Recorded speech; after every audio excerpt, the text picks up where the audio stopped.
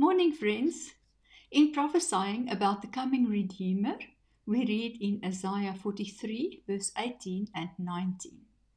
Do not remember the former things, nor consider the things of old. Behold, I will do a new thing. Please pray with me. Father God, I come to you with gratitude for all you have carried me through. But today I choose not to live looking backward. I release the former things, the disappointments, the regrets, and even the victories into your hands. I open my heart to the new thing you are doing, even when I cannot yet see it clearly.